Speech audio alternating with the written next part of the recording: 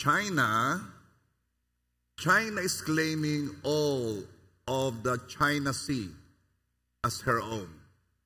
Kanya daw lahat yun. And China built 7 artificial islands.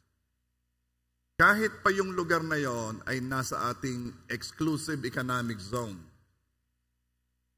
Ano bang ibig sabihin ng artificial islands? Yan po sa gitna ng dagat, meron po diyan mga corals, reefs. Na diyan, pumupunta ang mga mangingisda kasi ang daming isda. Ang ginawa ng China, sila ay nag-dredging, kinuhang mga buhangin, at kanilang pinatungan yung mga corals na yon hanggang sa sila ay makagawa ng island. At 7 islands ang nagawa nila. All in all, sila ay nakabuo ng 1,295 hectares. Dati wala, nakakapaggawa sila ng island. Now, sa 7 artificial islands na yon, ang 4 doon, ginawa nilang military bases. Magpapakita ko sa inyo ng picture ng isa sa mga artificial islands na ginawa nilang military bases. Ito ang Mischief Reef. Dati hindi nag-i-exist yan. Nalagyan nila ng lupa at nalagyan nila ng building at ngayon ay military base. Bakit po sila nagtatayo ng military base? Because they want to claim the buong dagat. Another picture ng close-up ng Mischief Reef. Yan po ang pinagawa nilang building. At nandiyan na makikita meron ng mga aeroplano. Then, ang ginawa ng China, naglagay sila ng malalaking Coast Guard ships nila. Lalaki. Mas malaki pa sa ating Navy ships. Around our exclusive economic zone, yun po yung area na sabi ng United Nations ay tayo ang may karapatang kumuha ng natural resources around our nation.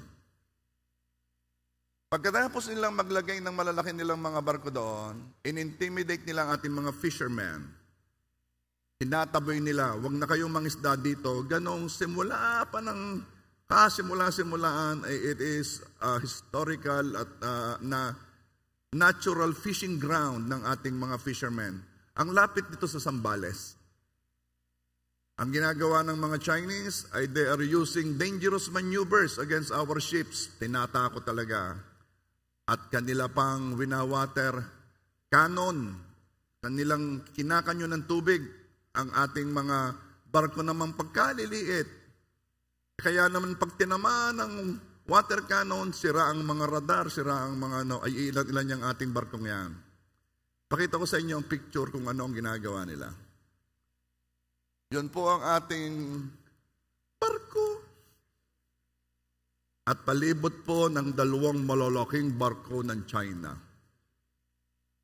Now, there is an area in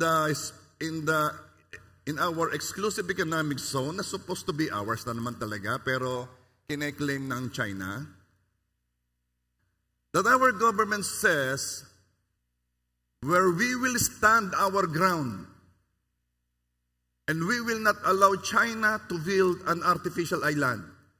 Sabi niya, wag na wag sa lugar na ito.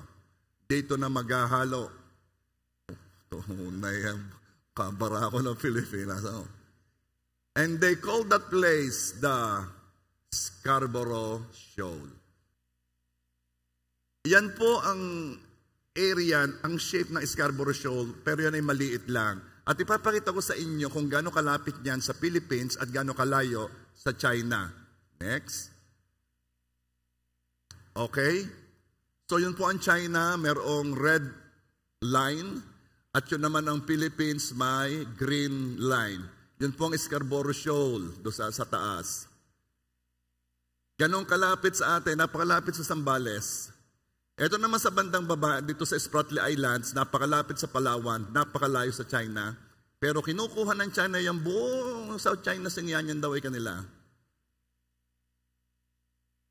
Hindi naman ikaw pwedeng magmay-ari ng dagat eh. Walang may-ari sa dagat. Yan international waters, ano?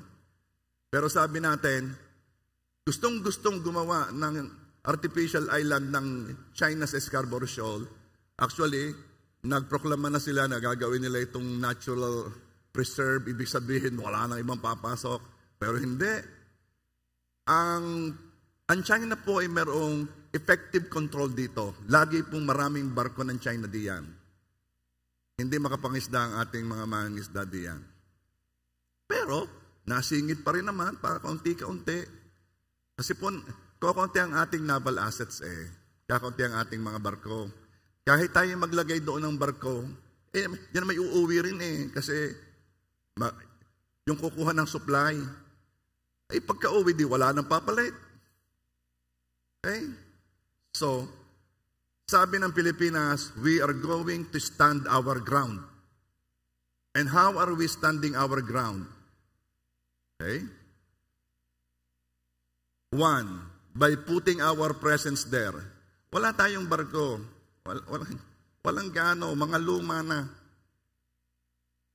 So, ang ginawa ng Philippines sa panahon ni Pinoy ay bumili ng 2 malalaking Coast Guard ships. Meron din naman 10 maliliit, pero yung maliliit hindi nakakapunta sa malayo eh. Yung 2 malaking ships ay nakakapunta. 45 days yata nakakatigil, pero siyempre babalik uli. At ngayon, sa panahon naman ni, I think ni President Bongbong, ay tayo ay nag-order ng 5 pang malalaking barko. So, we are trying to stand our ground. Ano pang ginagawa natin to stand our ground? By involving other nations in asserting the rights of passage. Kinakausap natin na ibang bansa, sinasabi natin, sige, dumaan kayo dito, ipakita natin na ito international waters at hindi ito pag-aari ng China. Kaya basta dumadaan diyan ang New Zealand, ang Australia, ang Canada, ang French. Wala naman yung wala yung purpose. Basta lamang nag-i-establish sila na ito'y international waters. Ay di, kakausapin naman ng China. You are in China territory. You are in China. Sasabihin naman ng barko, no, we are exercising our right to safe passage in international waters. Ano pang ginagawa ng Philippines to stand its ground? Sinasabi natin sa buong mundo ang ginagawa ng China. Dahil ang China po'y magaling magsinungaling, binabago nila ang narrative, pinay-fake news nila, ang pinapalabas nila, tayo ang nanggugulo at sila ang nagpipigil sa sarili. At paano natin ito ginagawa? The power of YouTube. Yan po ang panlaban natin sa barko, missiles, at bomba ng China. YouTube. Expose lang tayo na expose. At kung kayo ay nagpa-follow dito, ako kasi interesado dito eh. Even our president just lately brought up the South China issue sa ASEAN. Wala pong nagbo-brought up ng isyong ito kahit sila naapektuhan din kasi takot sila sa China. Gusto nilang sila mayroong favor from China kasi ang China maraming pera. Pwede silang mag-invest, ganyan. Ano pang ginawa ng ating Secretary of National Defense? Si Gibo Chodoro. Siya lagi nagsasalita sa iba't ibang platform, sa international talks, to expose the lies and propaganda of China. To make the long story short, we are standing our ground. Tayo man, we were commanded by God to stand our ground. Ephesians 6:13. Therefore, put on the full armor of God so that when the day of evil comes, you may be able to stand your ground, and after you have done everything, to stand. Ang title ng aking session sa inyo ay Stand Your Ground, o sa Tagalog, tumayo ka, o manindigan ka. Ang sabi dito sa Ephesians 6:13, put on the full armor of God so that when the day of evil comes, day of evil. Ano ba yung day of evil na yan? It is when a Christian is attacked with temptations, trials, troubles, persecutions, coming from Satan, or coming from the world system, or coming from our flesh, and we are attacked, that is the time which this verse calls the day of evil. And how are we going to stand our ground? By putting on the full armor of God. Kindly say, full armor of God. Papakita ko sa inyo ng armor, do, hindi na iyan. Namili lamang ako ng mukha talagang barako mukhang matapang. Pero kinuha ni Paul ang kanyang illustration talaga doon sa suot ng Roman soldier. Pero sa halip na napakita ko, ito na pinakita ko sa inyo kasi astig are. Kita mo ga? Parang yan ang gusto kong gawin security guard Ano kaya mayor are yung pagkukuha ng itsura nga rin, pagkayong talagang matapang din itong magkasawang ito. Hindi pala, dapat talaga nandito kayo. Binabantayan ninyong bayan. Yan ang ating mayor. Handa lagi. Sasabihin niya sa akin, Pastor, yung ating church evacuation center. Mayor. Ready na naman po tayo. At talagang sinabi na ng kapitan doon sa meeting, ang JA1, ang evacuation center, sabi ko, kayo nagpaalam. Wala pa naman kami kasulatan Siyempre, hindi naman po tayo tatanggi diyan. Pero alam mo ko nag-iisip, gagawa na talaga tayo, by God's grace sa banda-banda diyan, ng lugar na kung saan, gusto kasi nila dito ayaw sa school. Siyempre, sabi ko kung itong mga ito nagcha-church din, hindi walang. So, by God's grace. At yung pong evacuation center gagandahan natin. May wifi, may TV, may coffee, yan. Iniisip ko lamang iba kahit miski walang bagyo, inarin So, simulan po natin ang the full armor of God. Ito po ang pagkakadescribe ni Paul. Letter A. Belt of truth buckled around the waist. Ephesians 6:14. Stand firm then with the belt of truth buckled around your waist, with a breastplate of righteousness in place. Simula tayo sa belt of truth. Pakita ko sa inyo ng iba't ibang itsura ng armor of God. Look at this picture. Ang belt of truth diyan ay yung helmet, tapos yon, sunod, tapos shoe. Yan ang belt of truth. Okay. Just for illustration.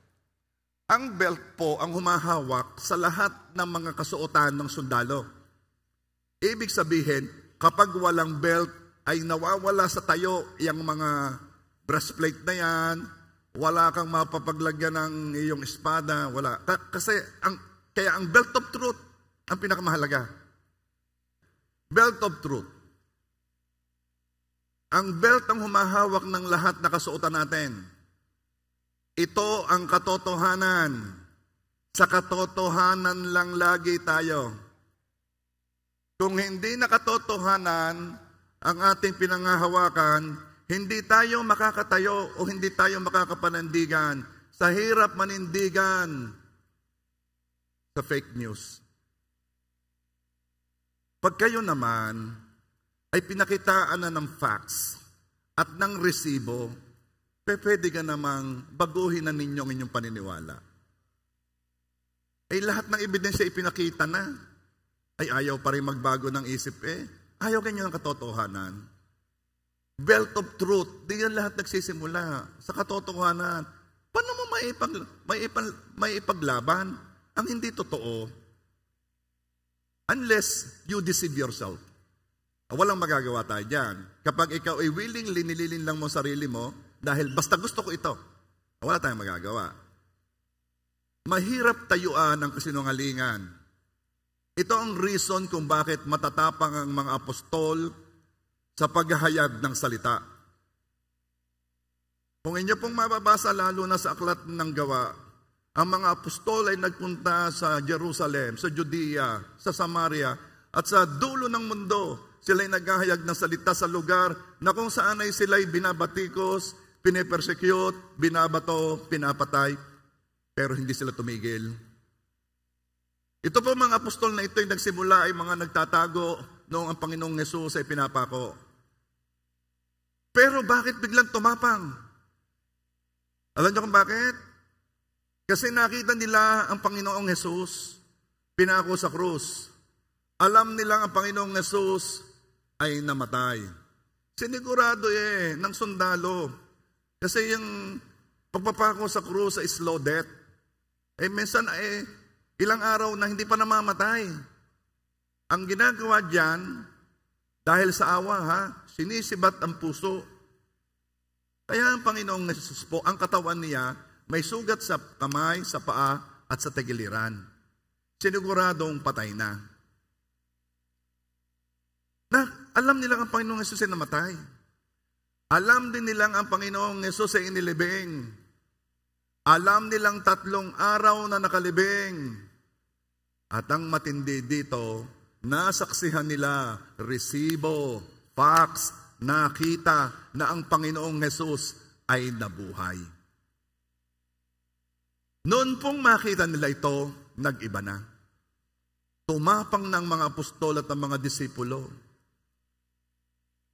Bakit po tumapang? Kasi napagtagumpayan ni Hesus ang isang bagay na walang nananalo simula pa sa buhay ni Adan. Walang nananalo sa kamatayan. Walang nabubuhay galing sa patay.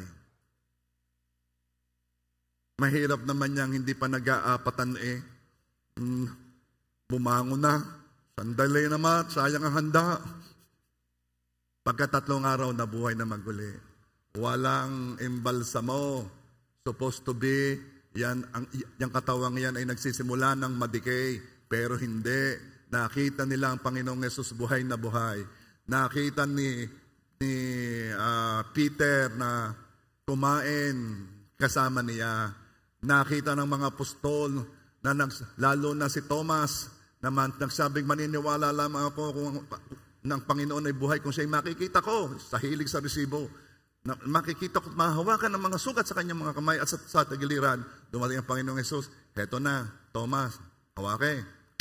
Nagpakita ang Panginoong Hesus sa 500 tao ng sabay-sabay. Bakit pinagkasiguro ng Panginoong Hesus na maraming makakakita na siya'y nabuhay na maguli? Sapagkat ito ang kanyang pangako. Ito ang kanyang sinabi at kanyang ginawa. At dahil doon, tumapang ang mga apostol. Ang sabi ng mga apostol, ay ano pang katatakutan ko? Ay kamatayan na lamang ang pinakamatinding manakot Ay kung kamatayan, hindi ako kayang takutin. Ano pang kakatakutan ko? Mga banta ng tao? Mga pananakot nila? Kaya naman kahit noon ang mga leader ng mga relihiyon ay nagfe-fake news at nagsasabi na hindi nabuhay si Kristo. Hindi nila mababago ang katotohanan. Lalo na sa mga taong nakasaksi. Hindi nila mababago ang katotohanan. Kaya sila'y naghayag ng salita kahit pa sila'y patayin dahil doon. The belt of truth. Jesus is the truth.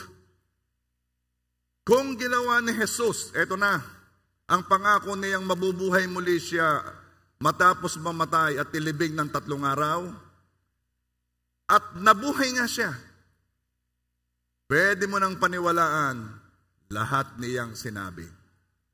Jesus is the truth. His word is the truth. At ang isa sa mga katotohanan ito ay ito.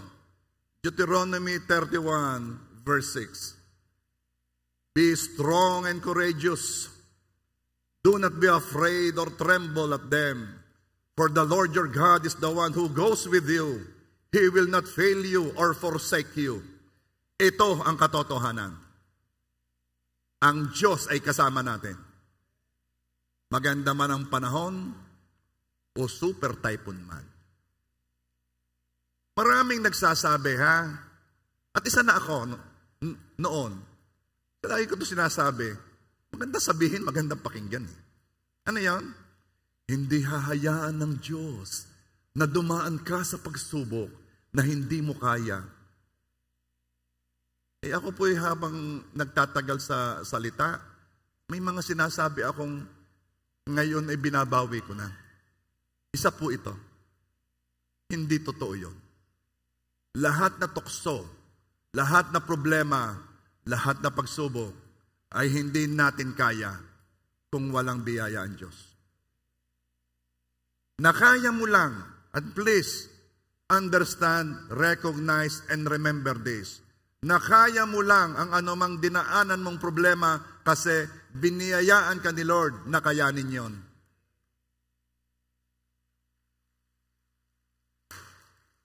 Bakit po gayon? Kasi gusto lang ipakita ni Lord at maunawaan mo na hindi ka pwedeng mabuhay nang wala ang Diyos. At ikay mabubuhay na araw-araw, minuto, umaasa ka sa biyaya ng Diyos. Kaya meron kang mababalitaan, sasabihin hindi daw nakabayad ng ng 2 baboy na kinuha sa palengke, hindi nabayadan gumawa na ng hindi maganda laban sa kanyang sarili. At sabi nung iba, ito talaga actual na nangyari. At sabi nung iba, kung sinabi lang sa akin na ganyan ang problema, tutulungan ko Kaya pa. Bakit siya bumigay sa maliit na problema? Kasi wala pong maliit at malaking problema. Yan po ay depende sa biyaya na kumikilo sa iyo. Dahil yung iba, kakaunti-kaunting problema, kung magdala, akala mo siya na ang pinaka-problematong tao sa balat ng lupa. Samantalang yung isa, kung titignan mo sa iyong sukat, ay napakabigat ang dinadala nito, pero walang problema. Laging nasa cheer-cup, nagkakape. Saka mo lang malalaman, ito pala may dinadaanan. Bakit? Dahil sa biyayang nasa kanya. At kayo mga kapatid, ay binayayaan ng gusto ng Panginoon upang maharap ang anumang pagsubok ng buhay. Kaya, stand your ground. And after standing, stand some more. May biyaya Are you there?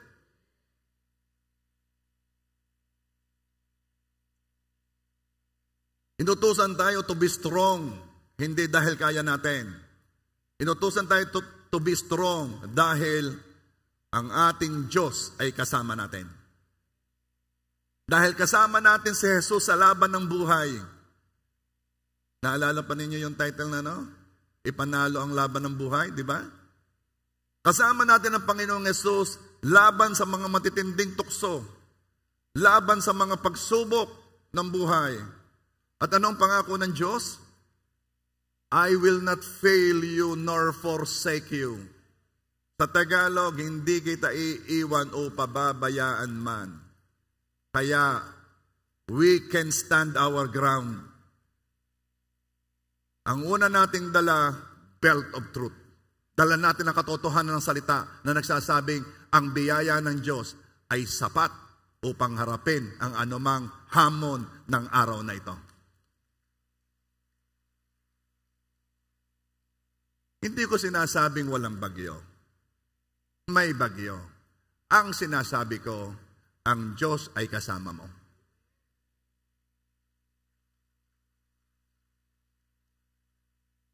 Laging titingnan ninyo yung video sa Cebu. Kalayo pa ng bagyong Are, ang nasa isip mo yung baha sa Cebu. Ang isipin mo, ang Diyos ay kasama mo. Yun ang katotohanan. Balik tayo sa China. China is a lot stronger than the Philippines economically. Napakalaki ng economy ng China. Wala pong bansa na walang ini-import sa China. Tingnan ninyo lahat ang inyong mga nabili kung anuman. Lagi yang made in China.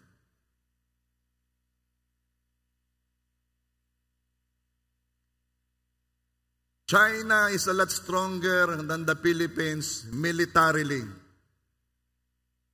Ang China ay merong nuclear bombs.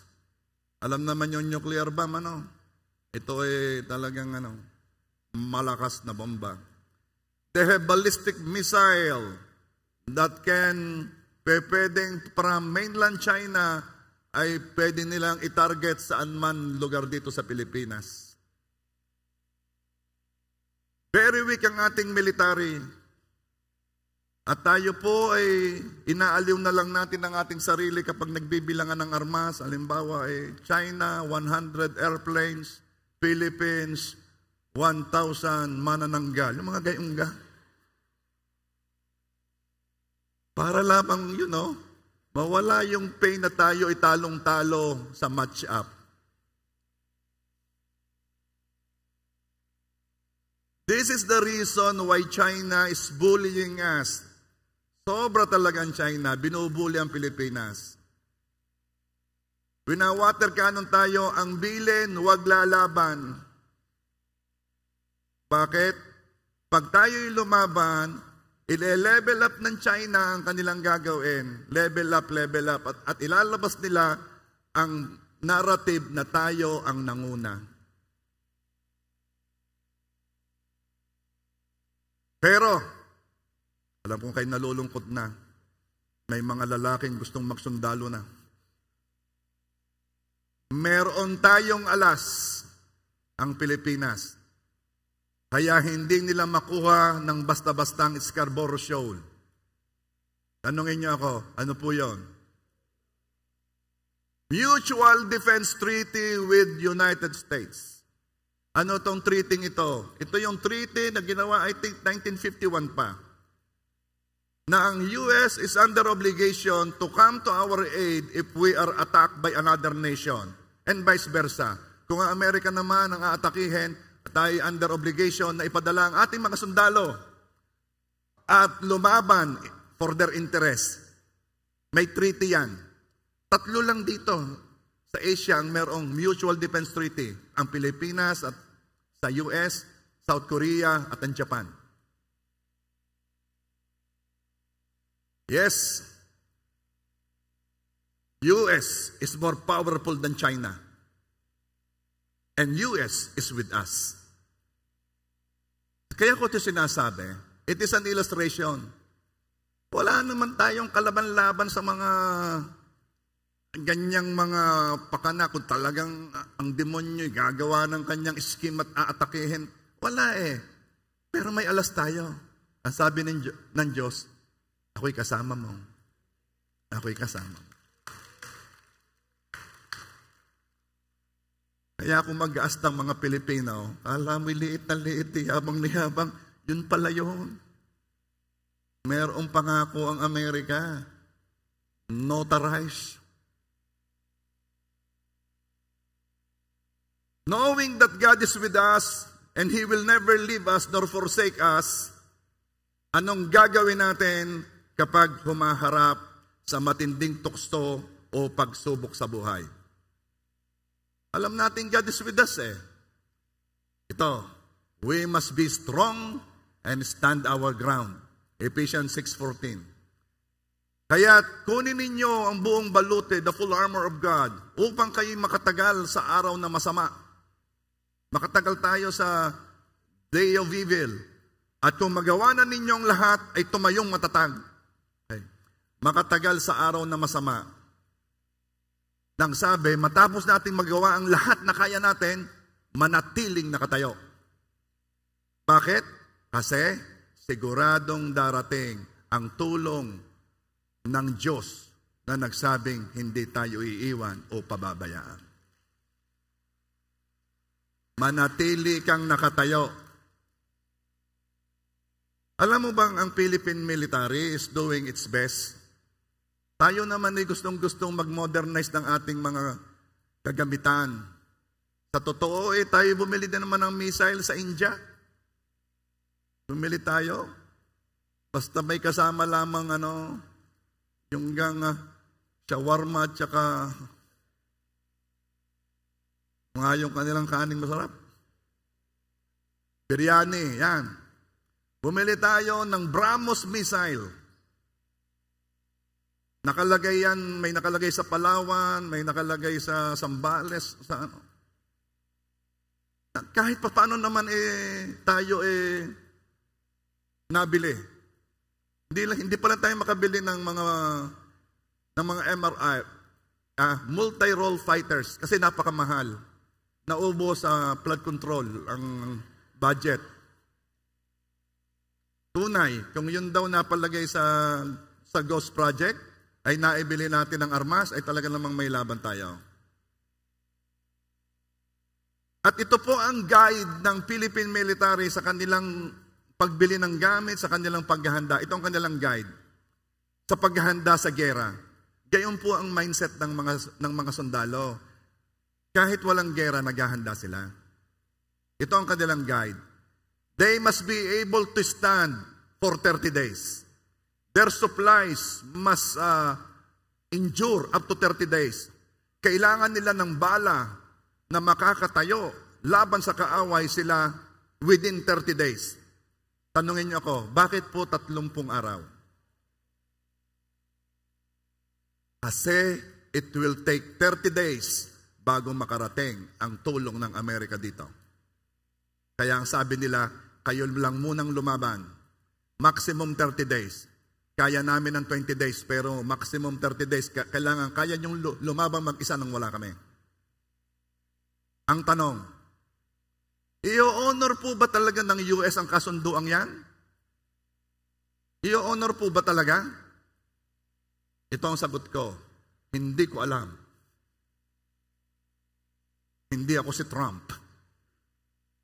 Pero itong sigurado ko, kung meron dito na humaharap sa malaking problema o tukso, tumayo ka lang at pagkatapos ay tumayo ka pa kasi i-honor ni God ang pangako niya sa iyo na hindi ka iiwat, hindi ka pababayaan.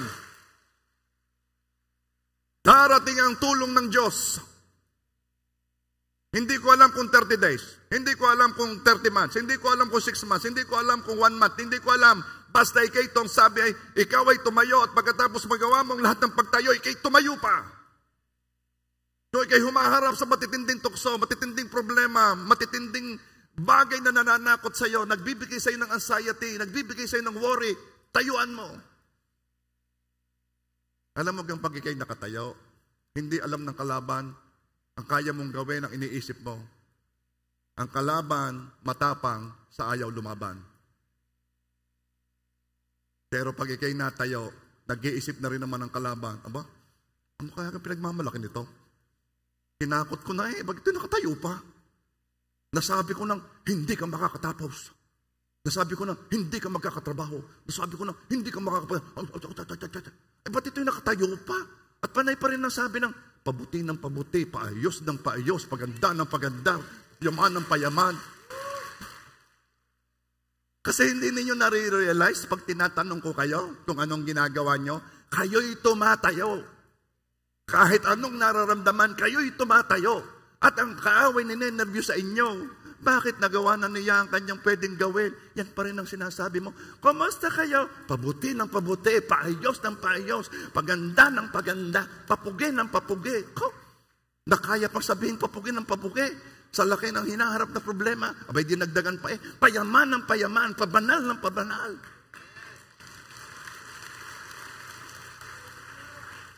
Kaya kayo pagtatanungin ko, kayo sumagot ng tunay. Dahil may nangyayari doon. It is an expression of standing your ground. Exercise yun. Sasarap naman, ano? Yung matapos subukan ng kaaway, bigyan ka ng alalahanin, aaten ka sa church, akala ng kaaway, wala. Lungkuyin na, biglang tinanong, kumusta ka? Pabuti ng pabuti, paayos ng paayos. Alam ka ninyong yan ang ating identity. Pagka yung mayroong nagme-message sa akin, doon ko nalalaman kung talagang online member. Pag sabi ko, ay kumusta naman ikaw? Pabuti ng pabuti. Abay, talagang ito yan, online member. Alam ba ninyo, ang sabi ng Diyos, ang ganda ng verse na to Psalms 121, 1 to 8. Let me read it to you. I look up to the mountains. Does my help come from there? My help comes from the Lord, who made heaven and earth. Verse 3 and 4. He will not let you stumble. The one who watches over you will not slumber. Indeed, he who watches over Israel never slumbers or sleeps. Yung nag-iingat sa iyo, hindi natutulog. Meron akong pinuntahan kagabi dito sa Christ the Savior Hospital Ako'y nandiyan ng alas 3. Paano? Ako'y tutulog na alas 3 na Yun pong aking sleeping time. Ay ngayon kailangan ko ipag-pray. Kasi yung mga kapatid talaga nag-aalala. At tinawagan ko si Dr. Yayan, may naroon na si Dr. Jeff, at nakikialam na doon sa ay kailangan ng ambulansya na dadalhin sa Mediatrix. Ay ako'y gusto ko nang matawagan si Mayor. Ay naalala ko, baka ito'y tulog pa. Sabi naman sa akin, ito'y tanda ko, ito'y maagang gumising Magaling na lamang. May kapatid palang konsehal sa Taisan. Sabi ko, sa Taisan na lamang. Yun na, abay maganda palang ambulansya ng Taisan. Sabi, ay hindi ho makakarating ng at mga alas 6 pa daw ho gayon. At sabi naman niya, abay hindi pwede. Sabi ko, obligahin niyo. So sabi niyo yung inyong obligahin. Abay di nagpunta doon. Ibig kong sabihin, napakasarap kapag ang natulong sa iyo hindi natutulog. Diga? Yan ang ating Diyos. The one who watches you never slumbers nor sleeps.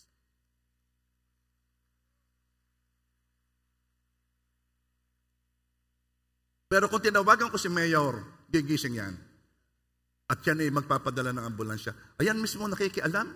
Ayaw niyang ibigay sa ibaga. Siya miski may kausap. Sige, papadala niya. Yan ang nakikialam. Micromanaging. Now that you know, pwede niyong tawagan, Mayor, pwede kang mahiram ang alin. Yun ang inyong Land Cruiser. Hindi pwede yon. Personal na gamit yun. Okay pa ba kaya? Alam ganin niyo, ako'y masayang-masaya pagka natawa. Oo. Dahil pagka hindi natawa, parang nabigat ng kalooban ko O pag natawa kayo, okay, tuloy natin.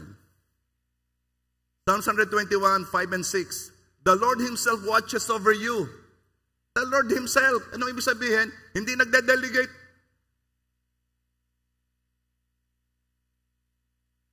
The Lord Himself watches over you. Sabi ni Maring Beth, bakit ka naman hindi mo pa iutos yan sa iba? Pagka naman ikaw pa ang nasagot diyan, pati ka naman sa ambulansya, ikaw pa. Ay ayaw i-delegate, gusto siya.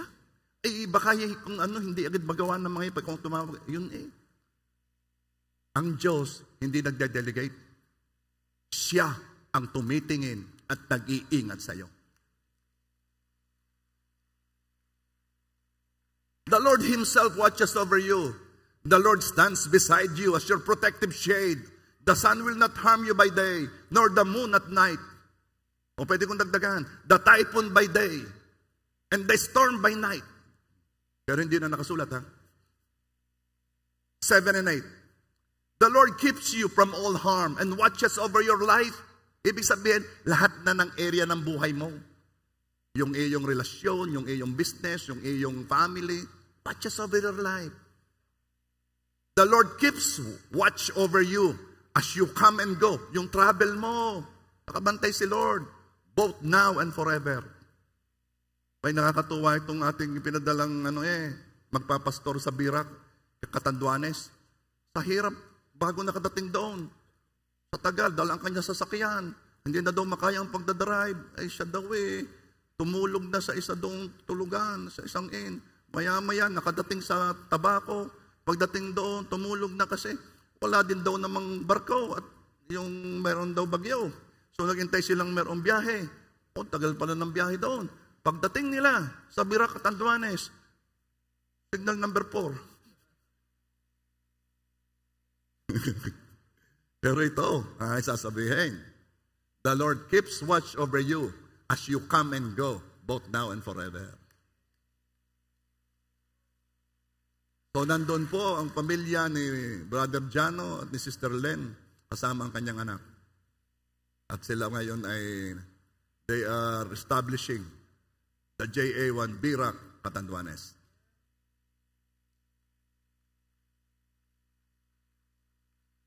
Sabi, ay, hanggang ilang gaho yan, hanggang ilang gaho yung lalagyan na, 5 po. 50 churches. Okay? Ay ilan na ho? Kasama ang ang Caloocan. 7. So 43 pa. Sabihin mo sa katabi mo, manda ka.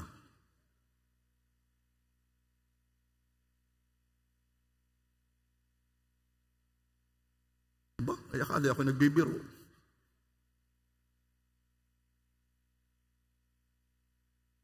Letter B. The breastplate of righteousness in place. Yung, ano ka sa Tagalog, are? Baluti, ano? Full armor of God, Anyway. Yun yung nakalagay ditong bakal na tinatalian ng belt para wag nakibo. Ang purpose niyan, masanggahan, maingatan, yung mga major organs. Tingnan ninyo yung mga bulletproof vest. Ang sinasanggahan lang naman ito tsaka likod. Yung tagiliran, hindi. So ito lang. Iniingatan yung major organs. Now, ang tawag diyan, breastplate of righteousness. Picture ulit. Papakita natin ng yung nasa taas. Lagyan mo nga, yun, yan. Breastplate of righteousness. Okay? Ito yung nilalagay sa katawan upang maingatan ng major organs ng soldier sa atake ng kaaway. Paul called it breastplate of righteousness. You are the righteousness of God in Christ Jesus. Let me read it to you. Yung verse na nagsasabi noon, 2 Corinthians 5:21. God made Him who had no sin to be sin for us, so that in Him we might become the righteousness of God. Ibig sabihin, ikaw ay matuwid sa paningin ng Diyos. Yun naman ang mahalaga kung ikay matuwid sa paningin mo, ngayon. Ang mahalaga, kailangan ay matuwid ka sa paningin ng Diyos. At bakit ka matuwid sa paningin ng Diyos? Because ang katuwiran ng Panginoong Hesus ay tinanggap mo noong iyong tinanggap ang Panginoong Hesus. That's why you are the righteousness of God in Christ Jesus. Hindi ka, you are the righteousness in your good works. You are the righteousness of God in your religion. No. You are the righteousness of God in Christ Jesus. Kaya basta tinanggap mo ang Panginoong Hesus bilang iyong Diyos, Panginoon. Yun ang ating pinag-usapan ng huli, Mahalaga yun. At tagapagligtas, ikaw ay matuwid sa paningin ng Diyos. Breastplate of righteousness. Now, pag ikaw ay napaniwala na hindi ka matuwid sa harapan ng Diyos, talo ka. Na hindi ka na makakatayo. You cannot stand your ground. Ang tamang katatayuan mo sa Diyos ang magpapanatili sa iyong nakatayo. Once ikaw ay nadisib ng kaaway, na ikaw ay hindi na matuwid, wala na, hihina ng tuhod mo. Ito ang magtutulak sa iyong manalangin at maglingkod. Dahil alam mo na naririnig ng Diyos ang panalangin ng taong matuwid. So, dahil alam mo matuwid ka, magpe-pray ka. Pero pag nalinlang ka ng kaaway na ikaw ay hindi righteous, hihina ang confidence mo na mag-pray. Tingnan ninyo ang panalangin ng taong matuwid ay kaagad na naririnig. Hindi nyo napansin, hindi sinabing ang panalangin ng taong mabait ay agad naririnig. Hindi. Iba po ang mabait at ang matuwid. Ang panalangin ng matuwid, ibig sabihin, ng taong tinanggap si Jesus. ay agad naririnig.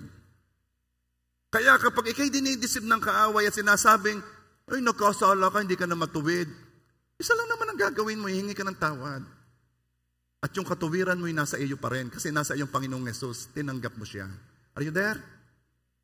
Now, laging gustong nakawin ng kaaway ang katotohanan ng righteous ka. Kaya ang belt of truth ang humahawak dito. Kailangang hawak ng katotohanan yang iyong pagiging matuwid. Iisa pa rin ang weapon ng kaaway para panghinain ka. Ang tawag dito, kasalanan. Tutuksohin ng kaaway si Christian at kapag nahulog siya sa tukso, gigiltihin. At pag siya'y nagigilti, hindi na siya makafunction. Hanggang hindi niya feel na siya'y karapat-dapat pa. Prayer sa pagkain, hindi na magawa. Kasi ang feeling niya, hindi na siya karapat-dapat. Alam ba ninyo, meron akong kukwento sa inyong, siya si David. Si David ay mararaming matitinding ginawa para sa Diyos. Pero meron din siyang malalaking kasalanang ginawa laban sa Diyos. Itong ginawa ni David. He committed adultery with Bathsheba. Noong panahong ang mga sundalo'y lumalaban sa gera, nasan si David? Nasa palasyo. Alam ba ninyo na ang paglilingkod ay iyong proteksyon sa mga pakanan ng kaaway? Pag ikaw ay sa halip na naglilingkod, ay ikaw ay kung nasaan, si David ay wala sa labanan eh. Nung siya'y wala sa labanan, ano nangyari? Nakita niya si Bathshebang nanliligo at siya'y naakit. Tuloy kong istorya ha. Walang sinabi ditong mga soap opera ngayon. Walang sinabi ang K-drama. Tingnan nyo ha. He committed adultery with Bathsheba. Si Bathsheba ay asawa ng kanyang loyal soldier or officer. Ang pangalan ay si Uriah. Nagbuntis si Bathsheba. Para maitago ni David ang kanyang kasalanan, pinauwi ni David si Uriah para makapiling ng asawa at mapagtakpan ang pagbubuntis. At sabihin, si Uriah ang ama. Pero marangal na tao si Uriah. Hindi siya tumuloy sa bahay nila. Hindi siya sumiping sa asawa niya. Bakit? Ang sabi niya, hindi ko magawang magpakasaya sa piling ng aking asawa habang ang mga kasamahan ko ay nakikipaglaban sa gera. Nung nalaman ito ni David na ang kanyang plano ay nadismaya, nadiskarel, nag-isip na naman siya. Alam mo gang napakahirap kapag ang takbo ng isip ay sa pasama, ay laging nakakaisip eh. Nalaman ni David, ang ginawa ni David, inimbita si Uriah na mag-inuman. Lalasingin. Iniisip na pag nalasing, ay ito'y uuwi sa kanila makakalimot. At siya, mapapagtakpan ang kasalanan ni David. Ay hindi pa rin nagpunta si Uriah. Hindi niya ma-attempt. Kaya paglaban naman kasama ko doon, ako yung magpapakasaya diyan. Hindi. Wala nang maisip si David. Anong ginawa niya? Ay, Uriah, parinig ka nga. At ikaw ay bumalik na ulit doon. At ako'y may sulat kay General Joab. Ito'y ibigay mo, itong sulat na ito. Ay, yung sulat, yan laging may selyo. Hindi mo yan pwedeng basahin. At binigay naman, si Uriah ay bumalik sa labanan, binigay kay General. Alam mo nakasulat doon? General Joab, aring si Uriah, dalhin mo sa front line, sa labanan, tapos iwanan mo. Anong ibig sabihin? Patayin mo.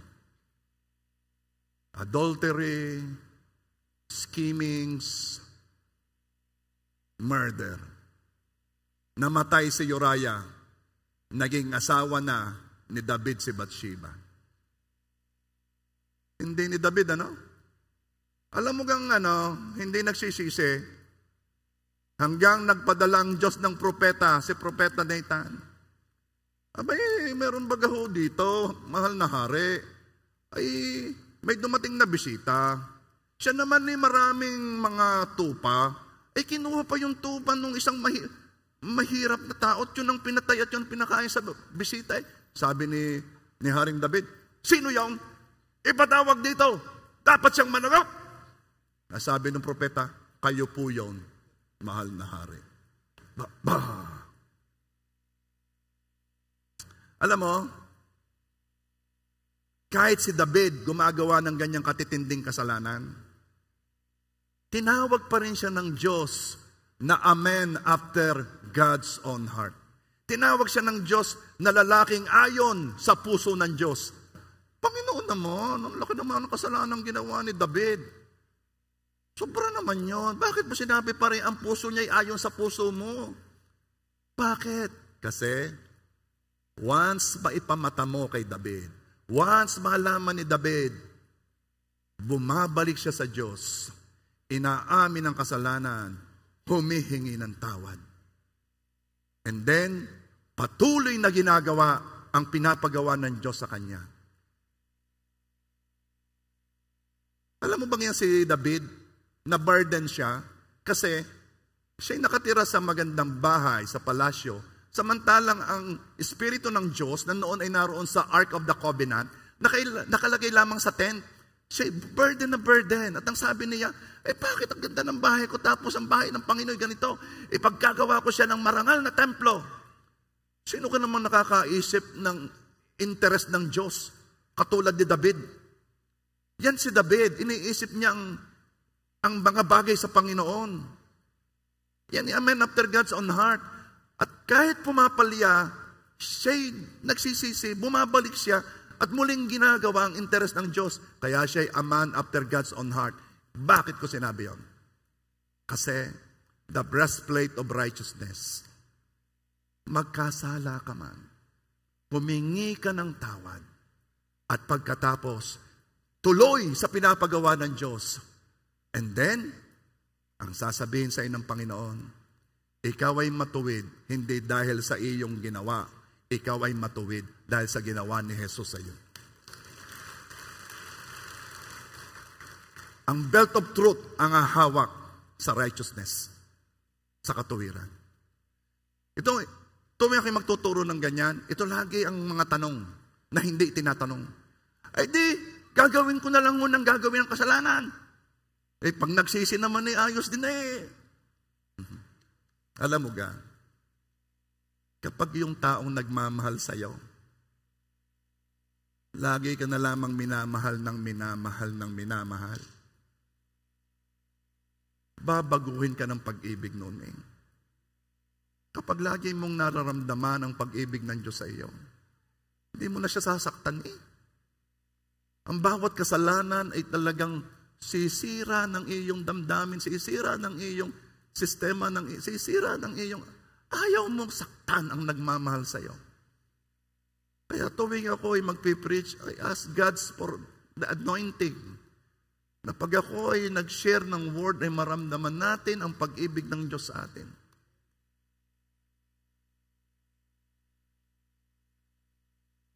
Ay ano po sagot? Gagawa po ako ng kasalanan, ako'y papatawarin din naman, at di, ayos din.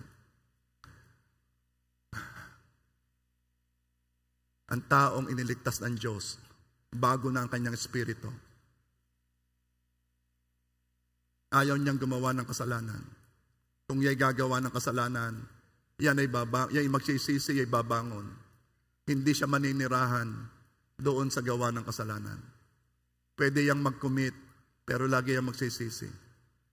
At ang kanyang sigaw, ako'y tatayo, at pagkatapos kong tumayo, ako'y tatayo pang muli. I will stand some more. Kung meron dito ang sabi mo, Pastor, ako'y lagi akong under attack ako by the enemy. Sa anong paraan? Sa temptation Yes, you might be under attack by the enemy. Ano ngayon? Ako'y lagi napalya paano yun? Itong sasabihin ko sa iyo. Be strong. Stand. And after standing, stand some more. Kaunti na lang. Darating ang tulong ng Diyos at mahaharap mo ang anumang tukso o problemang binabanat ng kaaway sa iyo. Darating ang tulong ng Diyos.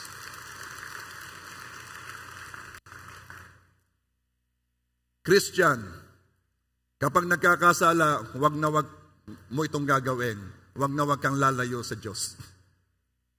Ang tendency kasi lumayo eh. The more kang lumapit. Bakit? Wala kang ibang choice kundi ang lumapit. Kung ang tendency mo'y lumayo dahil ikaw ay nagigilty, nako-condemn, huwag kang lalayo. Stand.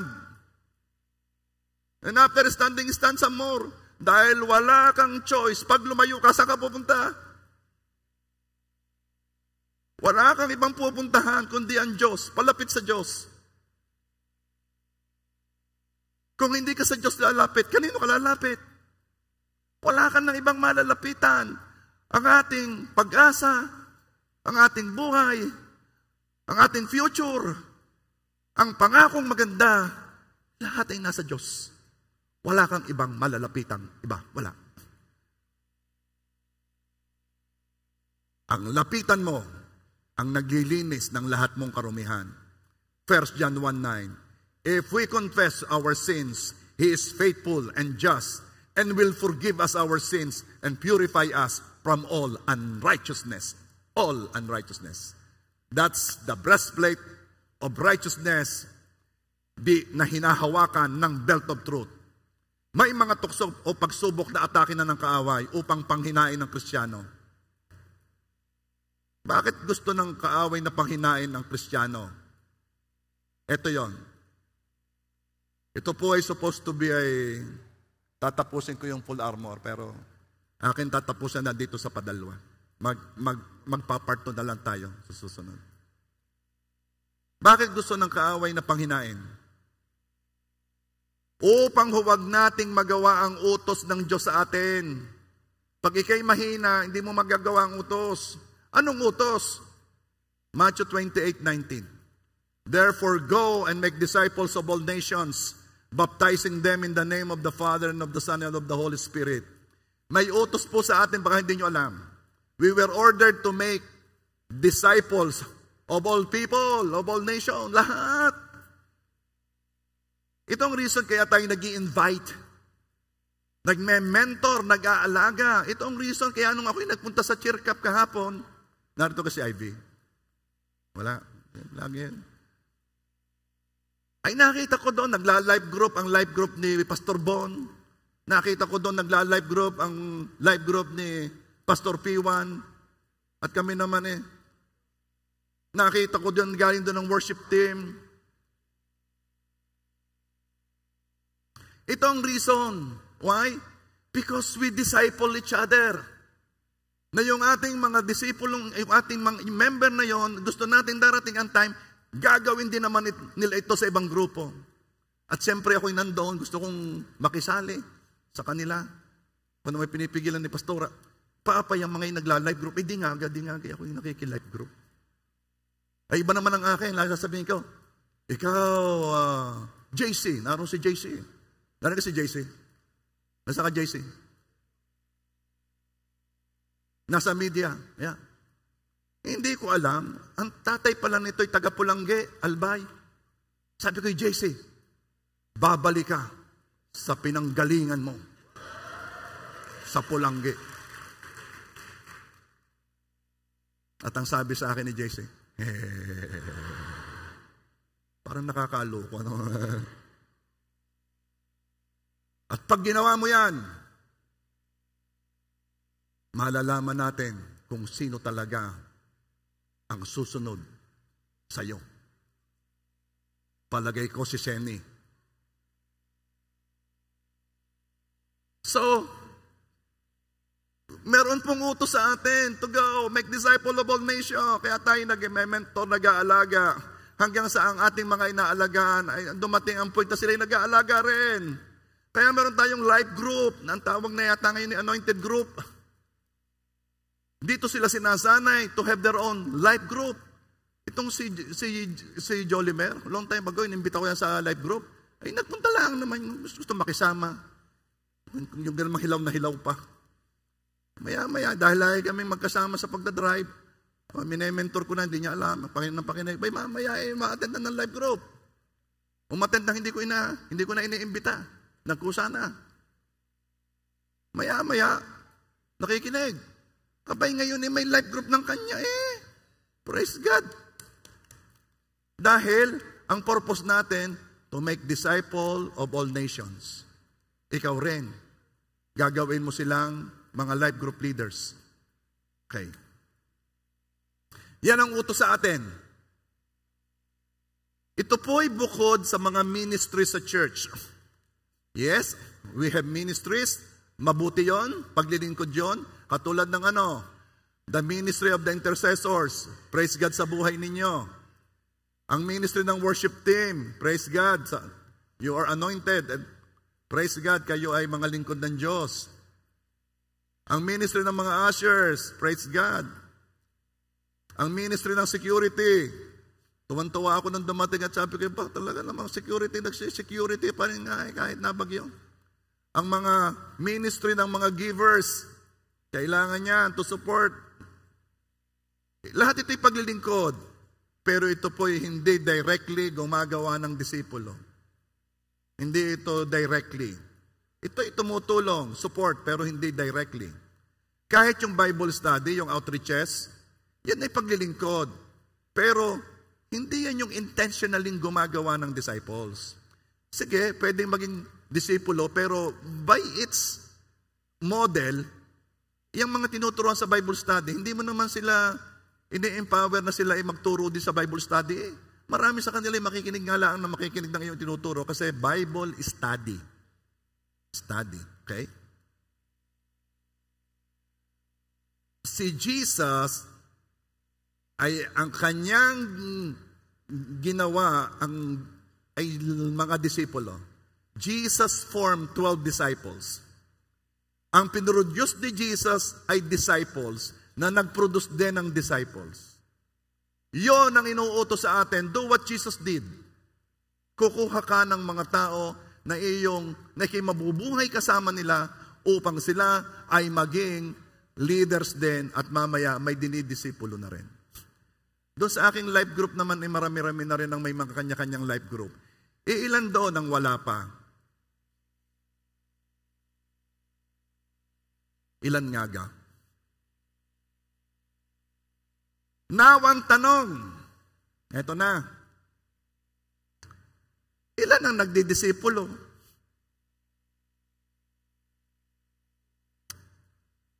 Sa atin dito, mga ilan tayo? Pagka maagandang panahon, talagang yung mga 1,500. Pagka Pasko, 1,750. Pagka bagyo, ilan tayo? Siguro walang 1,000. Wala. Okay? Sa 1,000, ilan ang life group leader yan? Ilan ang nagdidisipulo talaga diyan? Okay?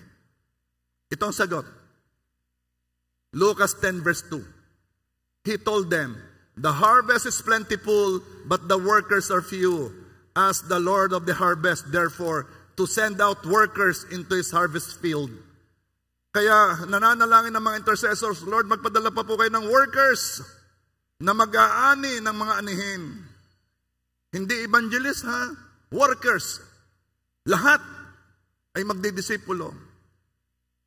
At sabi ng verse na to, ang mga nagdidisipulo, ang mga inutusan to go make disciples, ang mga workers, ay hindi karamihan compared sa aanihin.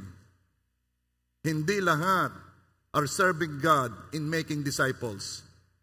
Ang iba nasa journey pa. Ang iba papunta pa doon. Okay. Ito na ang aking point.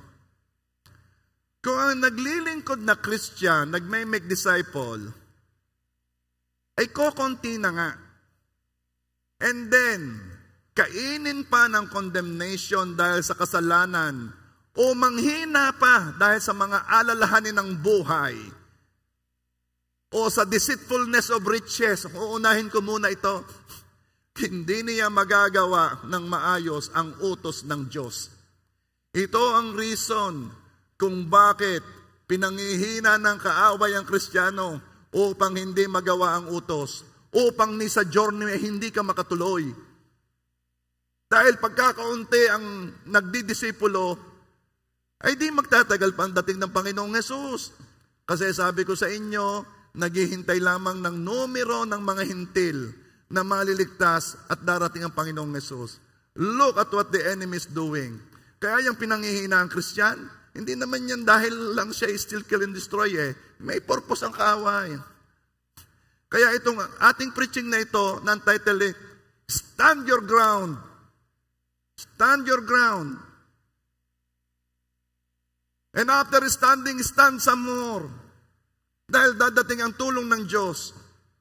Ilang workers na, may manghihina pa. Ay, paano na ang mga workers na ito? Paano na itong mga hayo?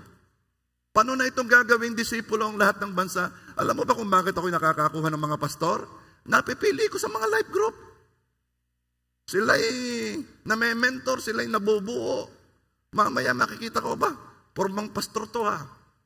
Pwede mapipil ko yun. Mamaya, kakausapin ko na. Sige. Diretso lang ha. Kung ikaw ay may calling, hindi mo mapipigilan yan. At kung may calling ka, pag ikaw ay nagpunta doon, para kang isdang nilagay sa dagat. Ito ang reason kaya nag-orchestrate ang kaaway ng situations upang gawing mag-worry si Christian, maging anxious, daming-daming inaalala, daming-daming iniintindi.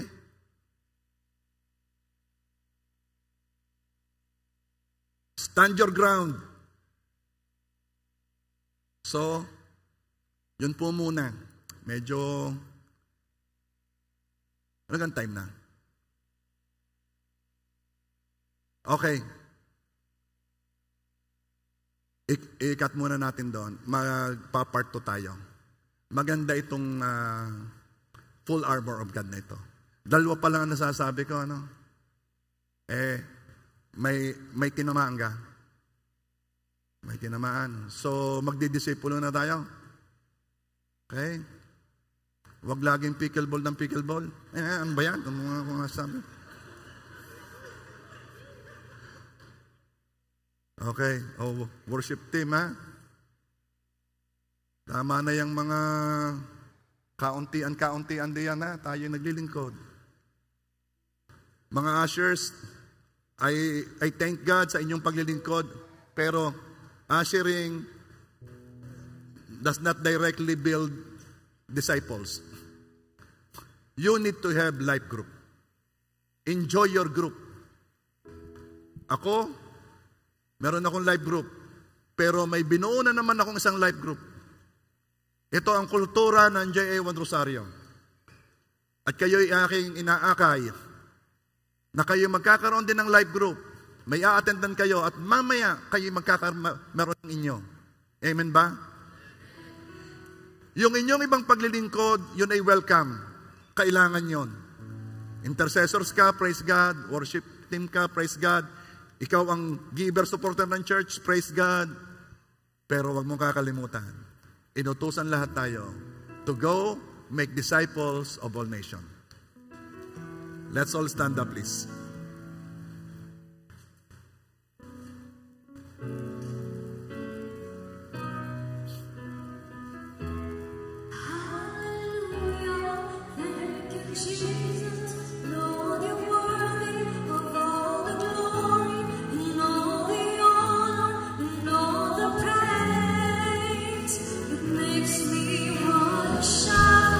Hallelujah.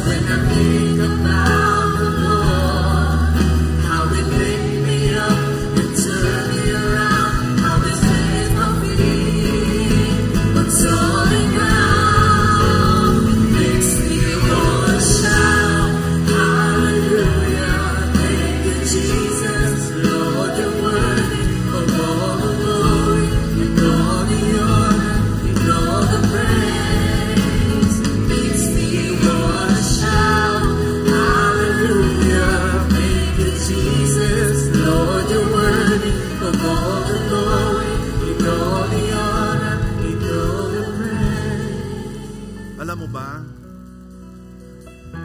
may bagyo daw. I pray malusaw. I pray malusaw, no? Pero itong gusto kong sabihin, nirarant nila signal number 1, signal number 2, signal number 3, signal number 4. Malakas naman nga. Pero alam mo bang mas malakas diyan? Yung sa gitna ng bagyo, ay may sumisigaw na ang Diyos ay karapat-dapat purihin, karapat-dapat sambahin. Hallelujah, thank you Jesus, Lord, you're worthy of all the glory, and all the honor, and all the praise. It makes me wanna shout, hallelujah, thank you Jesus, Lord, you're worthy of all the glory, and all the honor, and all the praise. It makes me wanna shout, hallelujah, thank you Jesus, Lord, you're worthy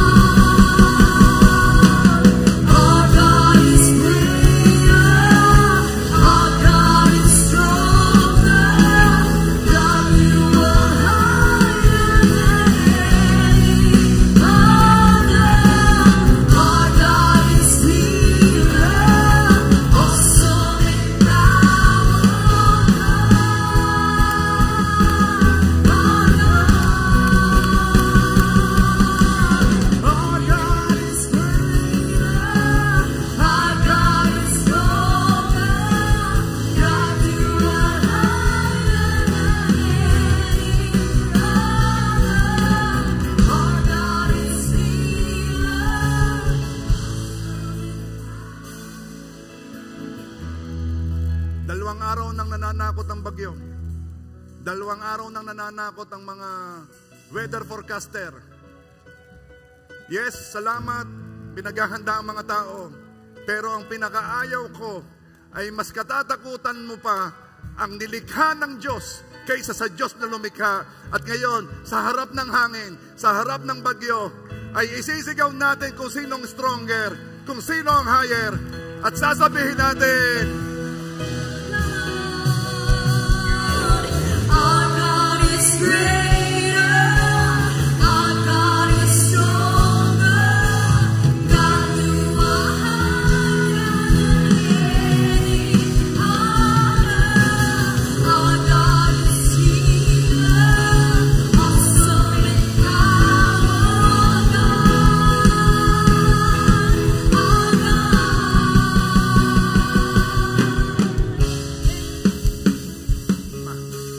sa harap ng problema, nananakot na problema, sa harap ng sakit, nananakot na sakit, sa harap ng tukso, nakala mo hindi ka na makakalaya, sa harap ng mga bagay na ito, iisa ang gagawin mo, you will stand your ground, at matapos mong tumayo, tatayo ka ba, dahil ang ating Diyos ay mas malakas, mas mataas.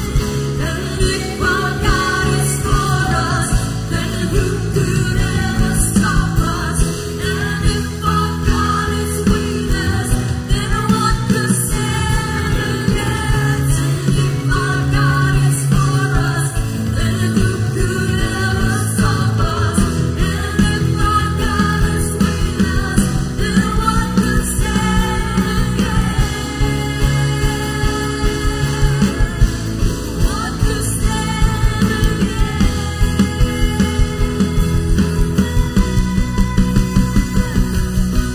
Our God is greater, our God is stronger, God you are higher than any other. Our God is healer, awesome in power,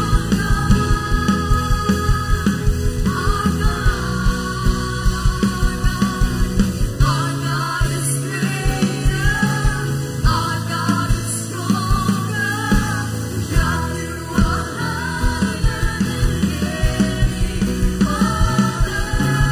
Our God is healer, awesome in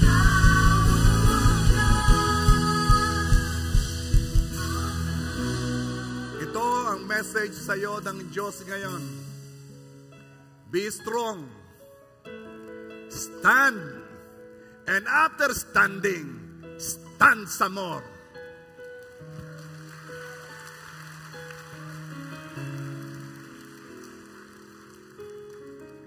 Father God, kami po'y nakakatayo hindi dahil sa lakas namin. Nakakatayo kami kasi may pangako kang hindi mo kami iiwan, ni pababayaan man. Nakakatayo po kami hindi dahil po sa aming galing. Nakakatayo kami dahil sa biyaya mo. Panginoon, salamat sa inyong tulong. Anumang bagay ang kumakaharap sa amin. Salamat po sa pagpapaalala. We must be strong and courageous. Stand, and after standing, stand some more. Thank you, Lord. In Jesus' name we pray, everybody say,